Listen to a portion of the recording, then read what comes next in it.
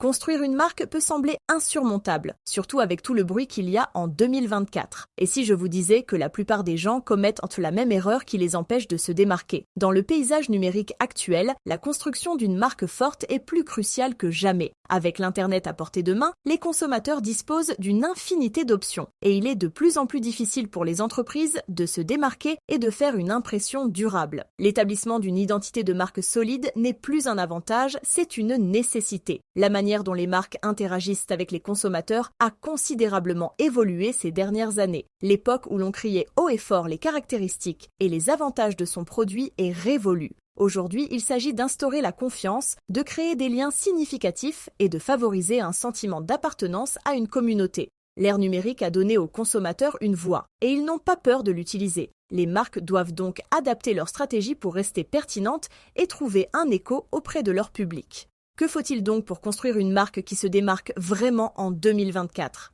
Tout d'abord, l'authenticité est essentielle. Votre marque doit être authentique, transparente et fidèle à ses valeurs. Les consommateurs peuvent le sentir le faux à 1 kilomètre et ils vous le reprocheront.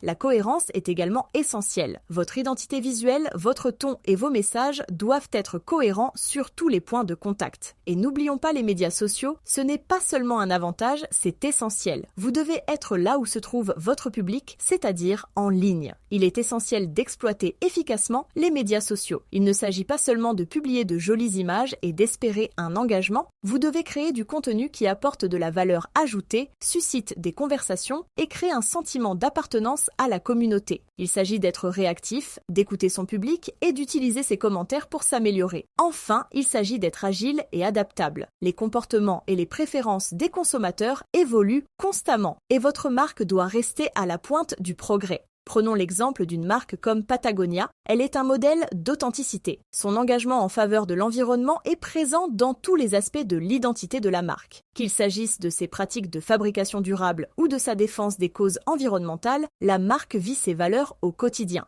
Et cela a porté ses fruits. Les consommateurs les aiment pour cela et ils ont acquis une clientèle fidèle. Un autre bon exemple est celui de Wendy's. Cette entreprise a mis au point une stratégie de médias sociaux qui fait appel à l'humour et à la vivacité d'esprit pour engager le dialogue avec son public. Ils n'ont pas peur de se moquer d'eux-mêmes et leur façon de dénigrer leurs concurrents est devenue une caractéristique de leur marque. C'est relatable, c'est divertissant et cela leur a permis d'acquérir une audience massive. Prenons aussi une marque comme Starbucks. Elle a réussi à créer un sentiment de communauté dans ses magasins, donnant aux clients l'impression qu'ils font partie de quelque chose de plus grand que le simple fait de prendre un café. De son programme de récompense à ses efforts philanthropiques, elle a construit une marque qui résonne avec les consommateurs à un niveau plus profond. Je sais ce que vous pensez, mais qu'en est-il des méthodes traditionnelles de valorisation de la marque ? Ne fonctionnent-elles pas encore?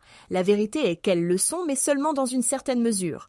Dans le paysage numérique actuel, vous devez adapter votre stratégie pour rester pertinent. Les consommateurs sont avertis, ils sont informés et ils voient clair dans le flou. En conclusion, la construction d'une marque forte en 2024 nécessite une approche nouvelle.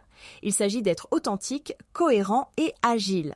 Il s'agit de tirer parti des médias sociaux pour créer une communauté et d'être à l'écoute des besoins de votre public.